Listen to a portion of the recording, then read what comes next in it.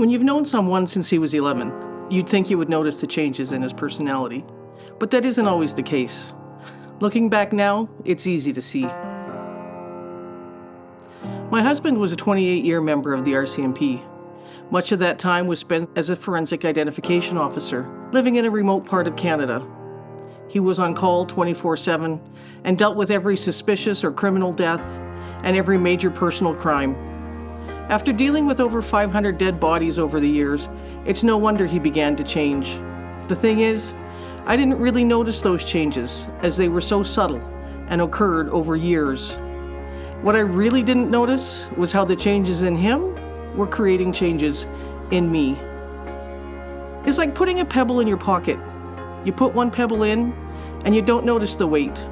Carry that around for a while, and it just becomes part of you. Over the years, you keep putting those pebbles in your pocket, one at a time. You adapt. You get used to it. You don't notice the weight of the pebbles anymore, even as you start running out of pockets to put them in.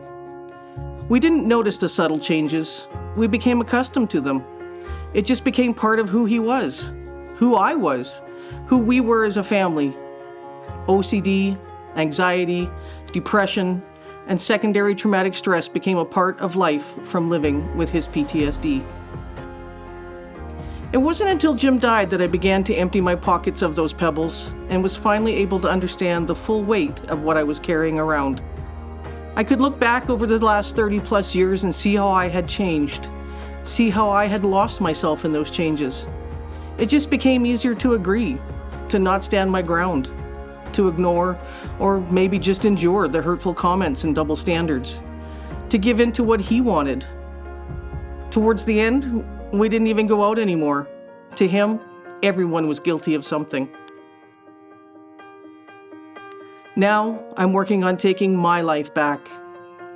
I no longer have to listen to the trauma dump, to be his sounding board, to talk about dead bodies at the supper table, to be exposed to gruesome photos, or to have restrictions on what can or can't be served for supper because of what it reminded him of. I no longer have to set myself aside. I'm working on letting go of and healing the trauma. I've gone to counseling, began journaling, and began to explore my artistic side. I've become much more social, have reconnected with friends, and have even had people over to the house. I'm making decisions on my own now. I bought a camping trailer and a new truck, all on my own.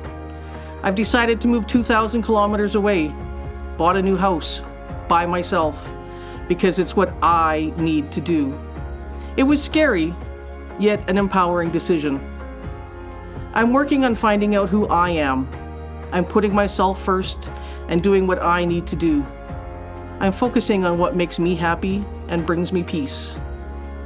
The changes in me, because of my life with PTSD, were years in the making, and my healing will take many more years. I may not be carrying those pebbles anymore, but I still carry the scars that they have left.